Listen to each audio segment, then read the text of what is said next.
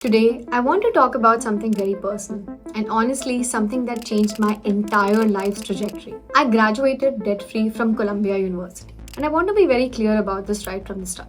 This was not because my family could afford it. This was not because I had some secret Ivy League connection. In fact, when I started exploring scholarships at Columbia University, almost everyone told me the same thing. This is impossible. It's a private university, it's Ivy League. Scholarships like this do not exist for master's students. They told me at best I can get maybe a TA or a RA, but that's pretty much it. And I remember hearing this over and over again. But here is the thing, I needed a scholarship. My family could not afford my education at Columbia. There was no backup plan where we could somehow stretch finances or take a massive debt and figure it out later.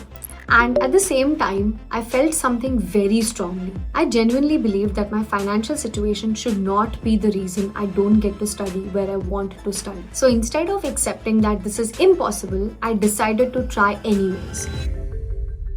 The first thing I realized is universities don't just magically give out money, but professors do receive grants. And those grants are meant to fund research, projects, and people who can help move that work forward. And there was a mental shift for me. So instead of asking, does Columbia have scholarships, I started asking which professors are doing work that I can meaningfully contribute to. This is where most people get it wrong.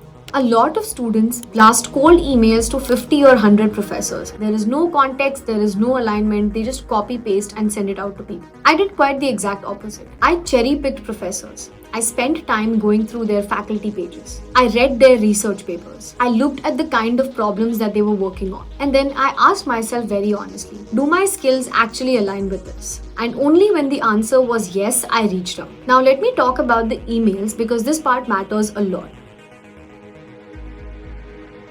I did not write generic emails. Every single email was written from my heart. I clearly explained what I had worked on before, what skills I brought onto the table, and why their research specifically interested me. I didn't just say that I would love to work with you and stop there. I specifically said, you're working on X, I have worked on Y. This is how I think I can contribute. That level of specificity changes everything. And here is the part that still blows my mind today. Not only did I get my tuition covered, I also received a monthly stipend. Now, I want to pause here and say something important. People love to label things as impossible when they simply don't understand the system. A lot of people genuinely believe that private universities or Ivy League schools don't offer funding beyond TA and RA roles. That is simply not true. There are many grants that professors receive, and those grants are often flexible in how they are being used. In academia, there are broadly two kinds of professors. There are professors who are deeply focused on pure theoretical research, and there are professors who are more applied, more practitioner-oriented. In my experience, professors who are close to the applied side tend to receive more industry-aligned grants. These are professors who work close with the industry, contribute to open source, build systems and not just theories, and collaborate across departments. So if you are a student with practical skills, this is an excellent place to start. That does not mean pure research is bad, it just means you need alignment. Now, I want to address something very honestly.